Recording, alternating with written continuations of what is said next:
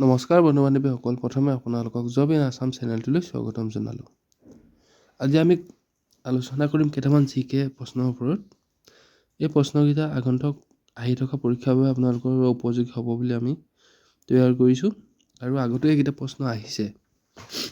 ভিডিঅ'টো আপোনালোকে শেষলৈকে চাব আৰু প্ৰশ্নকেইটা আপোনালোকলৈ আগবঢ়ালোঁ। যদিহে আপোনালোক আমাৰ চেনেলত প্ৰথম আহিছে তেতিয়াহ'লে চেনেলটো ছাবস্ক্ৰাইব কৰি ল'ব, লগতে ভিডিঅ'টো লাইক এটা কৰি দিব। আমাৰ চেনেলৰ জৰিয়তে চৰকাৰী বেচৰকাৰী চাকৰি খবৰ লগতে জিকে প্ৰশ্নসমূহ আপোনালোকলৈ আগবঢ়াম। আহকচোন এতিয়া ভিডিঅ'টো আৰম্ভ কৰোঁ। প্ৰথম প্ৰশ্নটো হৈছে, ভাৰতে বিশ্বকাপ কিমানবাৰ জিকিছে? এবাৰ, দুবাৰ, তিনিবাৰ হৈ এটাও নহয়। ইয়াৰ শুদ্ধ উত্তৰটো হৈছে দুবাৰ।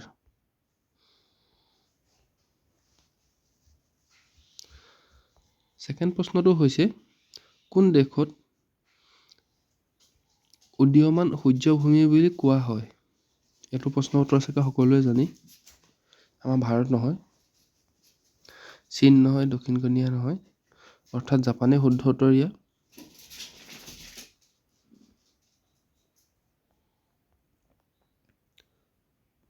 তিনি নম্বৰটো হৈছে, ভাৰতৰ আটাইতকৈ দীঘল নদী কি? ইয়াত অপশ্যনকেইটা আছে গংগা, মহানদী, কৃষ্ণা আৰু যমুনা। ইয়াৰ শুদ্ধটো হৈছে গংগা। গংগা হৈছে ভাৰতৰ একেবাৰে দীঘল নদী।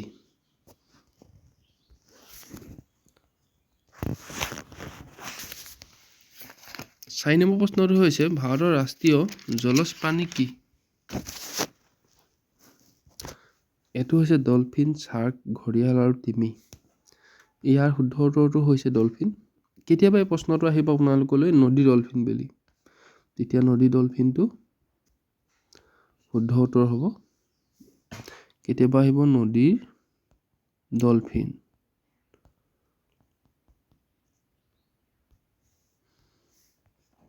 পাঁচ নম্বৰ প্ৰশ্নটো হৈছে, ভাৰতৰ আটাইতকৈ ডাঙৰ বেংক কি? এইটো সকলোৱে জনা প্ৰশ্ন, তথাপিতো ইয়াত অন্তৰ্ভুক্ত কৰি দিছোঁ। ইয়াৰ একেবাৰে ডাঙৰ বেংকটো হৈছে SBI। SBI হৈছে ভাৰতৰ আটাইতকৈ ডাঙৰ বেংক। 6 নম্বৰ প্ৰশ্নটো হৈছে, কোনখন ঠাইক গোলপীয়া চহৰ বুলি কোৱা হয়? জয়পুৰ, কলকাতা, দিল্লী আৰু পুনে। এই চাৰিটা অপশ্যন আছে ইয়াত। ইয়াৰ শুদ্ধ উত্তৰটো হৈছে জয়পুৰ। জয়পুৰ হৈছে ভাৰতৰ গোলপীয়া চহৰ। 7 নম্বৰ প্ৰশ্নটো হৈছে, কলকাতা কোনখন নদীৰ পাৰত অৱস্থিত? যমুনা, গংগা, হুগলী আৰু সতলজ। ইয়াৰ শুদ্ধ উত্তৰটো হৈছে হুগলী নদীৰ পাৰত কলকাতা অৱস্থিত। 8 নম্বৰটো হৈছে, বাস্কেট বলৰ দলত কিমানজন খেলুৱৈ থাকে? ইয়াৰ শুদ্ধ উত্তৰটো হৈছে বি, 5জন খেলুৱৈ থাকে বাস্কেটবলত।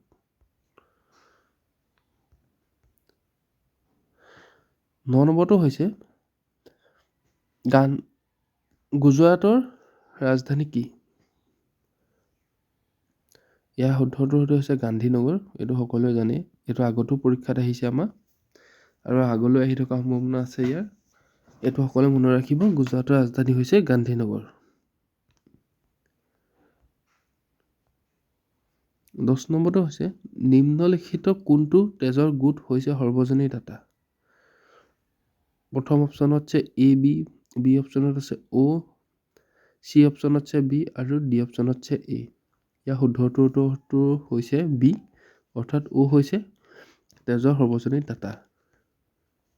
11 নম্বৰ প্ৰশ্নটো হৈছে, অসম দিৱস কিমান তাৰিখে পালন কৰা হয়? এইটো চাগে সকলোৱে জানে, তথাপিতো ইয়াত অন্তৰ্ভুক্ত কৰিলোঁ। ইয়াৰ শুদ্ধ উত্তৰটো হৈছে 12 তাৰিখে পতা হয়।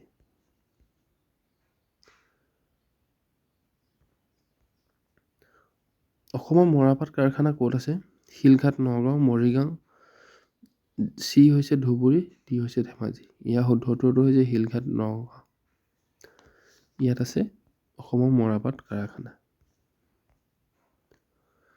13 নম্বৰটো হৈছে, কটন কলেজ কোন চনত স্থাপন কৰা হৈছিল? 1902, 1904, 1905 আৰু 1901। এই প্ৰশ্নটো আগতো আহিছে আমাৰ পৰীক্ষাত এই প্ৰশ্নটো শুদ্ধ উত্তৰ হৈছে 1901 চনত কটন কলেজ স্থাপন কৰা হৈছিল।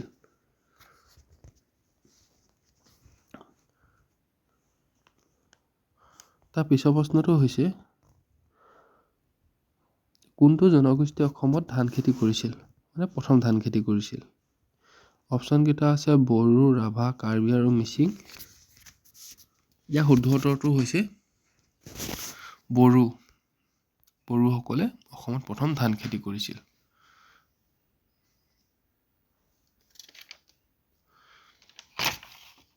পোন্ধৰ নম্বৰ প্ৰশ্নটো হৈছে ব্ৰহ্মপুত্ৰ নদীৰ শেষ স্থান ক'ত, মানে ক'ত শেষ হৈছেগে? ইয়াৰ শুদ্ধ উত্তৰটো হৈছে বংগোপসাগৰ। বংগোপসাগৰত ব্ৰহ্মপুত্ৰ শেষ হৈছেগে। অসমৰ মানসিক চিকিৎসালয় ক'ত অৱস্থিত? নগাঁও, ডিব্ৰুগড়, তেজপুৰ, গোলাঘাট। এই চাৰিটা অপশ্যনৰ ভিতৰত তেজপুৰটো হৈছে সকলোৱে শুদ্ধ উত্তৰ। পিছৰ প্ৰশ্নটো হৈছে অসমৰ কোনখন ঠাইত আৰক্ষী প্ৰশিক্ষণ কেন্দ্ৰ আছে? তেজপুৰ, গুৱাহাটী, দেৰগাঁও আৰু যোৰহাট। এইটো সকলোৱে জনা প্ৰশ্নই। এইটো আগতো আহিছে, আগলৈও আহি থাকিব এইটো প্ৰশ্ন। দিয়া শুদ্ধ উত্তৰ হৈছে দেৰগাঁও।